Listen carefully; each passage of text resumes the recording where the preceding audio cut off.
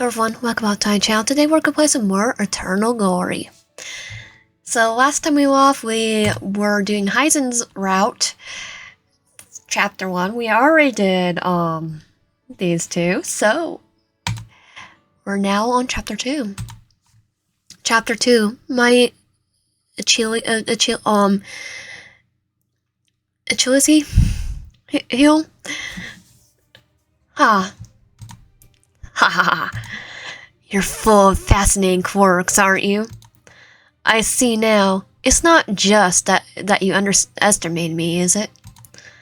The ice expression on the Reaper Corp's head was framed that even I had to catch my breath for a moment. Fine then, say exactly what's on your mind. Tell me, do you really mean what you just said? Proving just how dangerous the head of the Reaper Corpse could be, a tremendous vibration began to rise from beneath my feet. He's trying to kill me.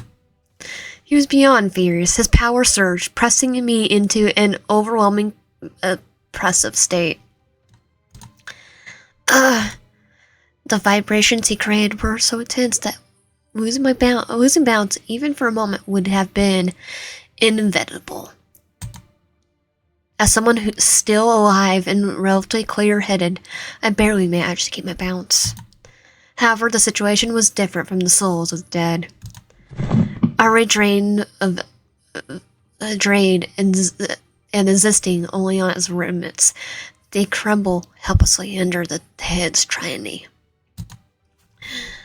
Revolution! Attack him! Seeing one soul after another collapse, I could no longer stand by silently. I tried to raise my voice as much as I could towards the head of the Reaper Corpse. Can't you see these souls are in danger? Shut up and just answer my question. I said, tell me if you really meant what you said. Head! You don't understand what happens when you defy me. Do I have to go this far for you to get it through your thick skull? You're a butthole. Or should I hurt you directly to make my point? Yeah, I chose the wrong option. Should've gone the divine ministry. The head's threats were nothing short of arrogant and overbearing. If I had been under any other circumstances, I might have immediately I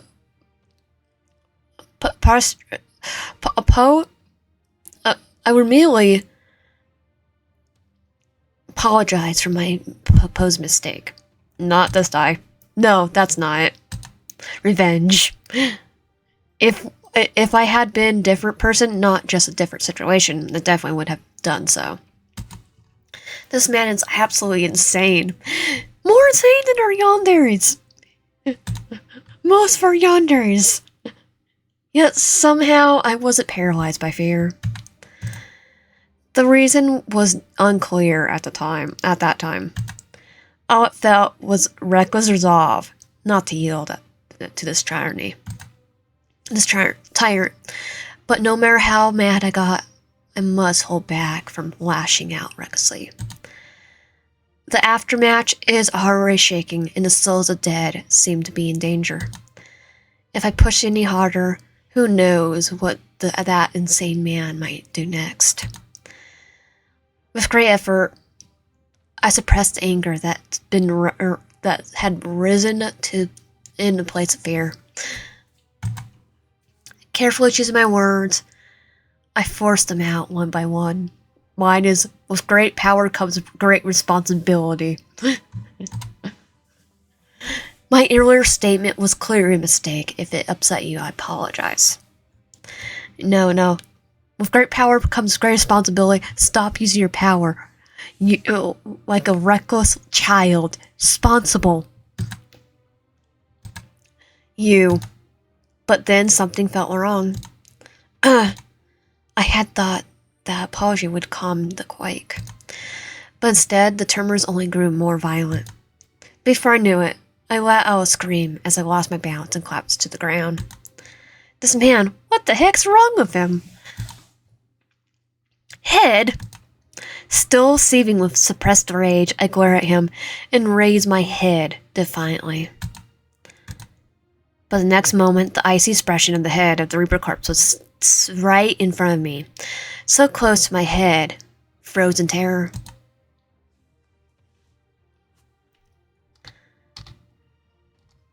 This is your last chance, Digital Wave. What are you saying? Last chance? Are you planning to kill me? If you spiel nonsense again, I can't promise what will happen next. That's why I called it your last chance. I can't think of a better word for it. So stop with the fake talk and tell me what you're really thinking. Well, with great power comes great responsibility, and you're a butthole. I told you. I'm sincerely sorry. Forget apologies. Speak your genuine feelings. How many times do I have to say it? What is this? At that moment, I realized something was undeniably strange. Why? Why is this man acting like he's about to explode even more after I apologize?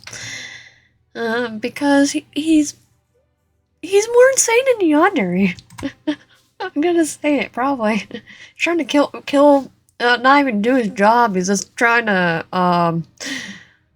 cause mass Hawaiian panic. Just a moment ago, the head of the Reaper corpse seemed enraged enough to throw a entire afterlife into chaos because of my words. That's why I apologize, admitting my poor choice of words. I thought that would be enough to stop his rampage. Of course, my apology wasn't sincere. But why? Why do I feel like like what he truly wants isn't a mere apology? But what else can I give him besides apology? The truth? I should struggle, unable to pinpoint what exactly was making him furious. His voice lashed out like a whip. Speak your true feelings honestly. Don't tell me you're too dense to understand something this simple. Why? Why does it feel like the reason he's even angrier now isn't because I defied him earlier, but because I just gave him a fake, insincere apology? Because that's what he's saying. Why is this feeling coming from? Where is this feeling coming from? Yeah. But there's no more time to linger in thought. If I don't figure out what the head of the Reaper corpse wants and deliver it soon, the afterlife would literally be torn apart. If I were to interrupt your damned, literally, then I would have to tell you that I'm sorry, not sorry at all. Is that okay with you? Huh, now we're getting somewhere. I frowned slightly, utterly confused by his reaction. I think he said too soon there. Guess I should have been more clear from the start. Would have saved me a lot of trouble if I'd known you understand so easy like this. I don't know why you're looking at me like that. I told you, speak honestly, and say what you really feel. If you're going to fill the air with meaningless chatter, you might as well hurl curses instead. The head of the Reaper corpse was, without doubt, a man far beyond comprehension. As I took a step back, the trembling afterlife returned to eerie stillness. While I stood speechless, he scanned the landscape of the afterlife, confirmed everything was in order, and then flashed his signature of sly grin as if nothing had happened. Got it now? Well, got it memorized? His natural question, dropped with zero guilt, was something short of chilling. Trying to understand this impulsive, self-centered, and eerie man was impossible. But at the very least, I had learned something from this ordeal. The head of the Reaper Corpse clearly despised flowery lies. Armed with that knowledge, I strained my posture and glared back at him defiantly. Yes, I understand. At least now I know just how terrifying your power is and how irresponsible you yield it. Like I said, great power comes with great responsibility, not irresponsibility. Good, keep going. Even in the face of my deliberately productive statement, the head of the Reaper Corpse remained unfazed, his expression as casual as ever. That's why I don't feel even the slightest bit sorry for you. The head of the Reaper Corpse have an obligation to guide the dead peacefully. But what you just did was complete betrayal of that duty. And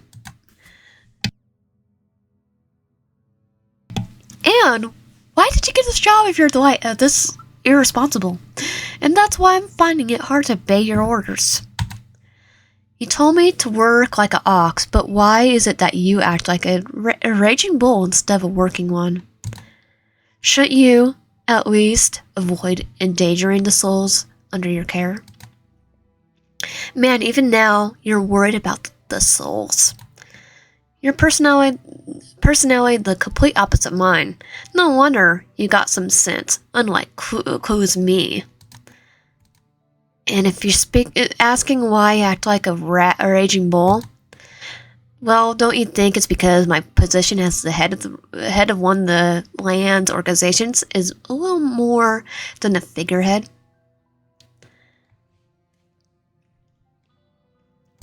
I don't think it's a figurehead, but you do you.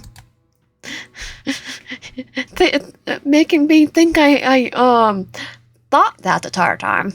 His words were arrogant, selfish, as they are unreasonable. And as if to prove it, the head of the Reaper Corpse casually grabbed the collar of a subdued werelord soul and dragged them without hesitation. Seconds later, he flung the unconscious soul from the realm of oblivion into the realm of reincarnation. Should you wake him up before dragging them off like that? If he wakes, he'll find his own way, leaving him like this is enough. And in the afterlife, the dead can't harm each other, nor are they even aware of who's nearby, so what's there to worry about? Anyway, that's it for this afterlife crap. I'll deal with the bar some stuff, so it's time to head back and get some rest. As soon as the head of Reaper Corpse finished speaking, the same crimson light that had brought us to the afterlife flared up. Once again, his red light enveloped the surroundings, and the brink of the eye, we were back in the world of the living. I had always realized the head of the Reaper Corpse was someone my mind could never comprehend, so I decided not to dwell on him any further. Instead, the moment we returned to the Reaper Corpse, my curiosity turned to the sky, strange colors that immediately caught my attention. The sky being so dark blue and reddish here is kind of weird. But still, nothing looks any different from before we went to the afterlife. Does this mean no time has passed at all, or has time looped all the way back to the same point again? Why are you staring at the sky like that? It's not like there's a hole in it, is there? No. I'm wondering how time works in the afterlife. At that moment, the head of the Reaper Corpse interpreted my thoughts as his usual incredulous tone, giving me the perfect opportunity to ask what I've been wondering about. I heard time flows differently between afterlife and the living world. I was trying to figure out how much of a difference there is by observing the colored sky. Pointless. What? Trying to gauge time in the Reaper Corpse based on the sky is the dumbest thing you could do. To put it simply, it's impossible to tell time in the Reaper Corpse by looking at the sky. As I frowned in confusion, unable to grasp that what he was saying, the head of the Reaper Corpse furrowed his brows even deeper. than mine and continued. The sky in the Reaper Corps territory changes colors based on my mood. So now how the heck are you're going to figure out the land's time just by looking at it? Oh. Is there a reason? Oh, so what's your mood? It's basically a mood ring. When I'm in a bad mood during the day, the sky looks like this. And when I'm in a bad mood at night, same color. So you're saying the sky's color, whether the day or night, depends solely on your mood? Exactly. That's why you can't tell the time here with your naked eye. That's how this is what this clock is for. I messed up the system from the start. And now I'm stuck dealing with all this pointless hassle. To be honest, I couldn't help but find it baffling. What could someone who lives so freely, do whatever he please, still have so much to be in a bad mood about? Why are you staring at me like that? I'm sure you've been asked this countless times before, but I just don't understand what someone like you could possibly have to be upset about. Haha, what a mess of a question. From the start to finish. What do you mean by that? First of all, this is only the second time I've been asked that question. Well, at least there was a first time.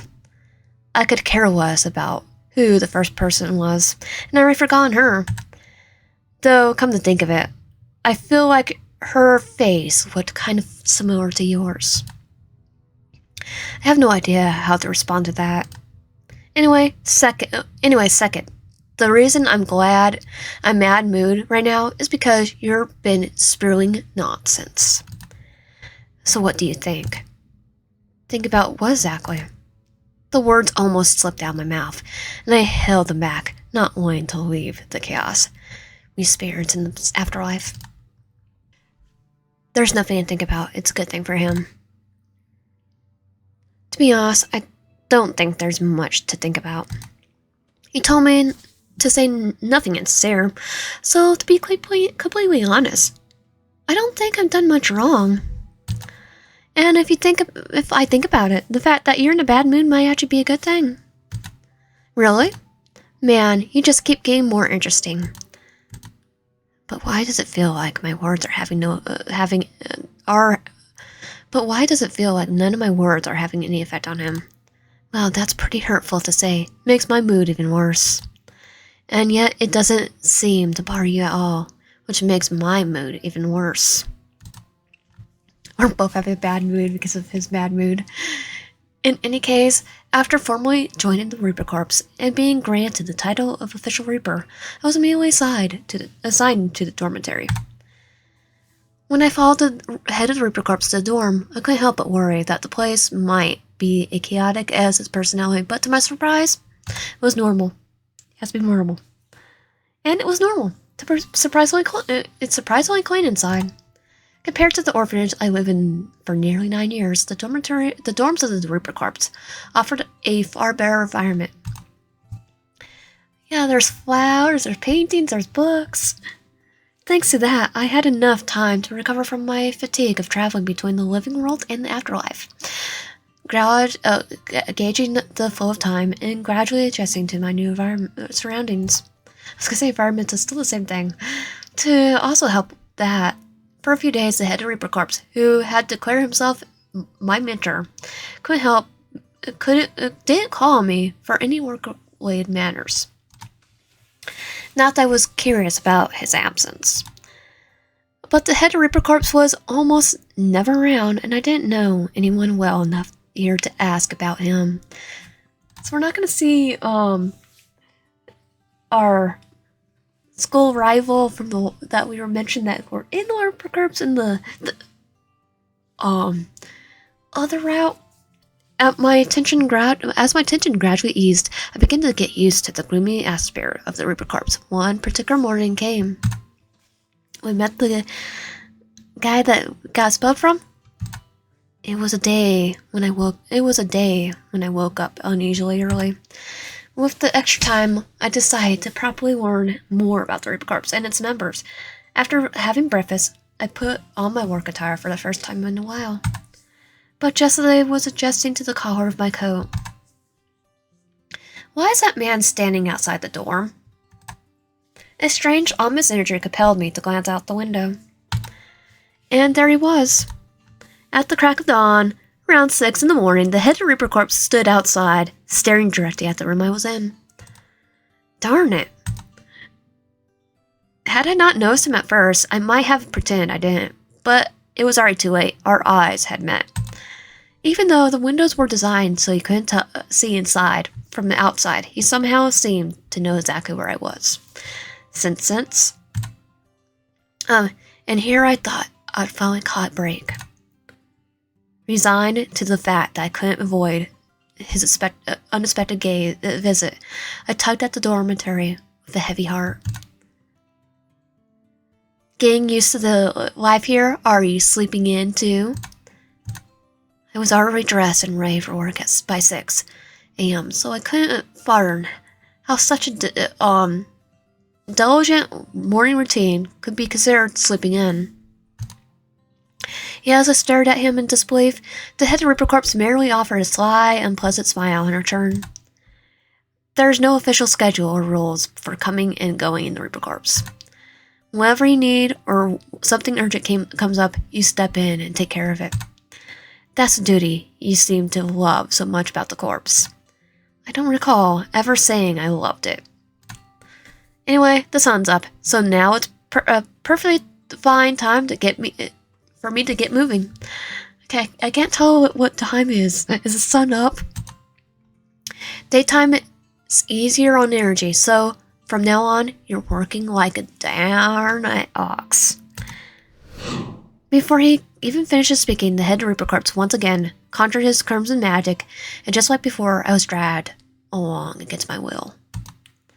Forced to teleport once again. The head of Reaper Corps, who hasn't shown his face in a while, suddenly showed up, and today's task wasn't even related to the afterlife. If anything, that was a relief.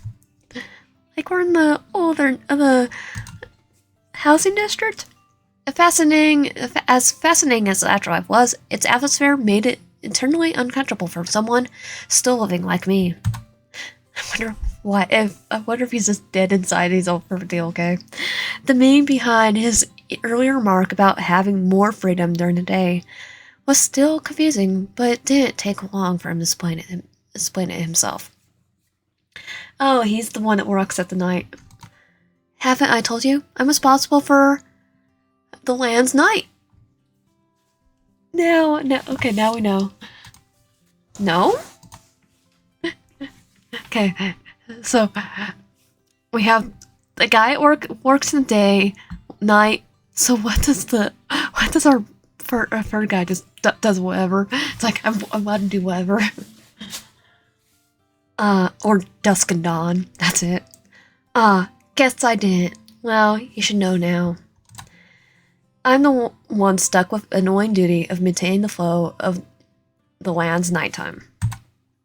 When I said it's easier on energy during the day, that's what I meant. At night, maintaining the land's night drains a specific amount of my power, so it's much easier to get things done during the day. It sounds bizarre, unrealistic, yet the idea of this man, the leader of the divine organization, being responsible for the night felt strangely passable. I think, did we meet the guy responsible for day? If you're responsible for the night, does that mean someone else manages day? Yeah, some pain in the butt handles the part with absurd precision. I know who that is. He's constantly accusing me of neglecting my duties and being irresponsible. Well, we saw your irresponsibility, so he's not wrong.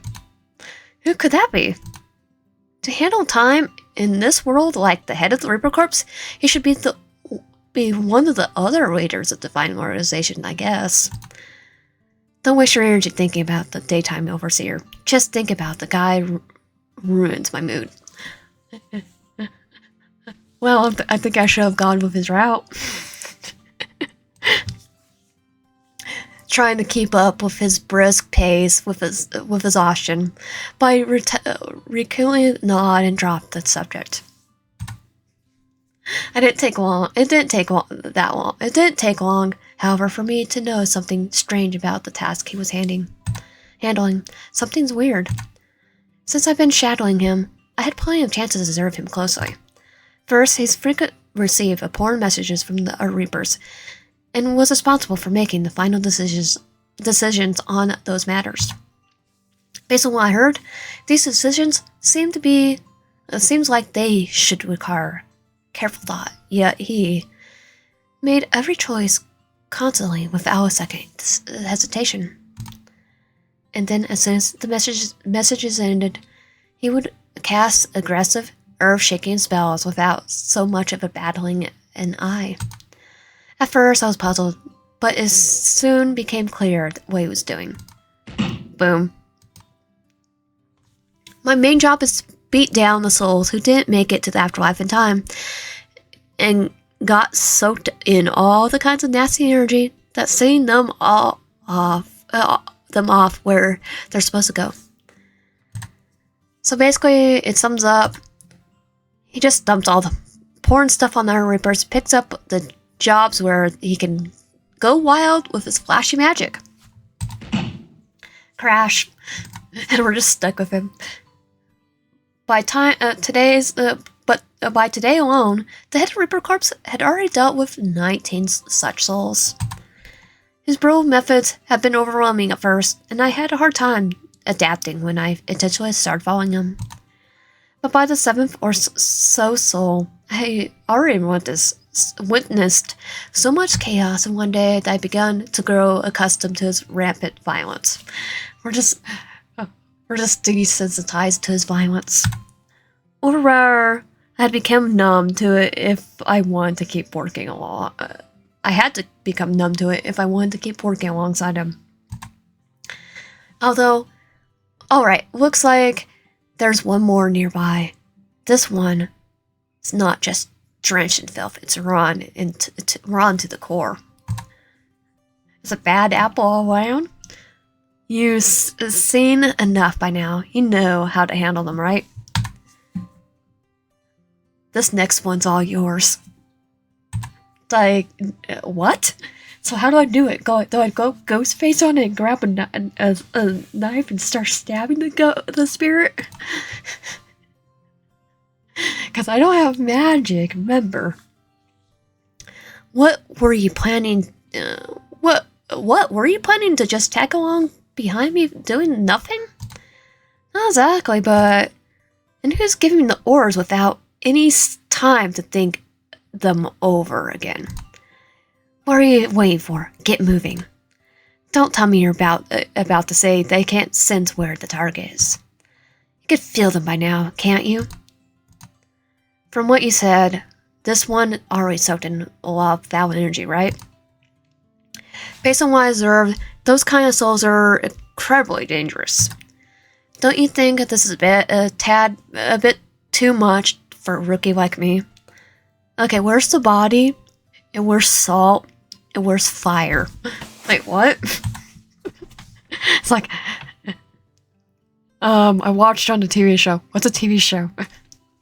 You always tackle the hardest jobs first. Then the rest feels easy. His ability to drop inferior marks without missing a beat was truly a skill in itself. I didn't get the chance to tell you, but actually, I can't use magic. Teleporting now. Darn it.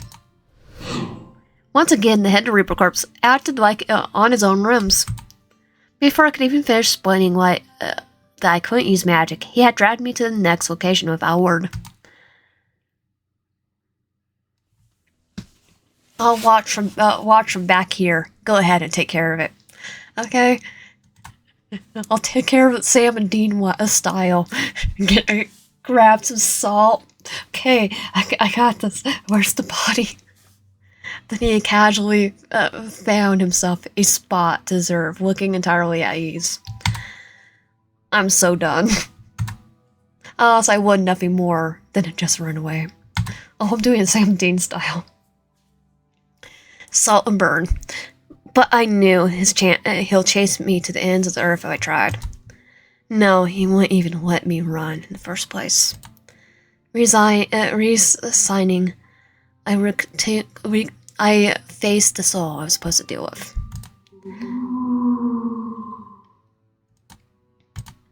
As soon as we were face to face, I couldn't help but grimace.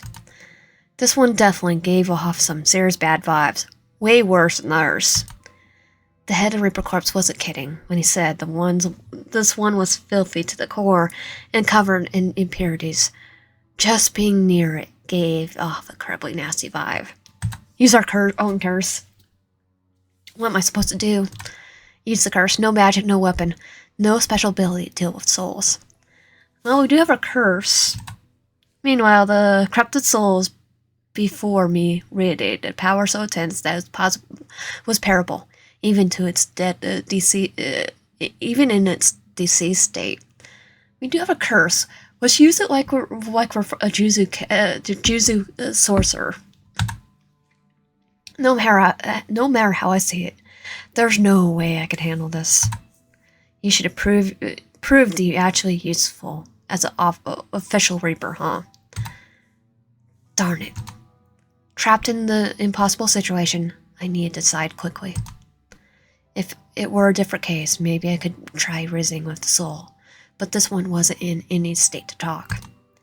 And to make matters worse, luckily the curse has stayed quiet since I joined the Reaper Corps, but who knows what could happen in a situation like this. Even with the head of Reaper Corps watching me from behind, I offered no actual help. Use the curse like a Ch2 sorcerer. Crash. But before I could act, the soul charged straight at me. It couldn't won the escape, but with the head of Reaper Corps blocking its path, I was the next weakest target.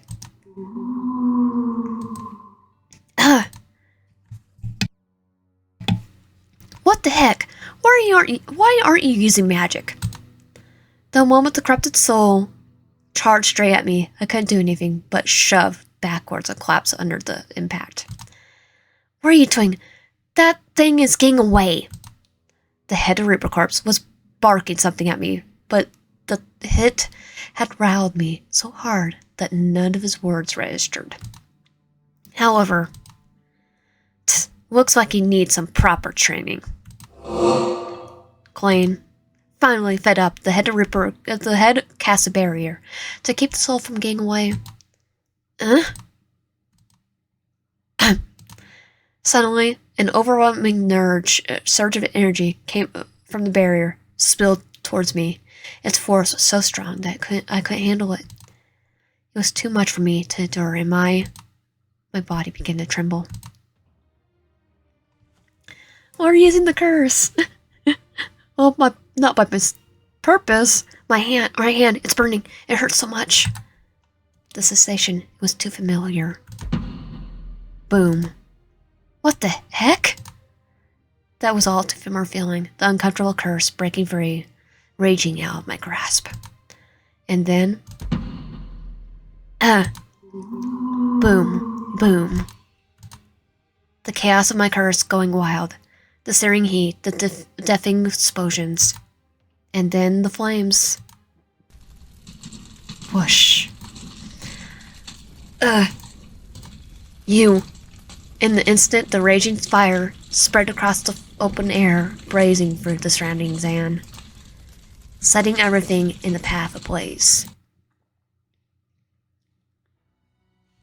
And that was his chapter 2. If you like my content, please subscribe. If you like my content, please subscribe. If you haven't already, comment down below and like the video. I'll see you guys next time.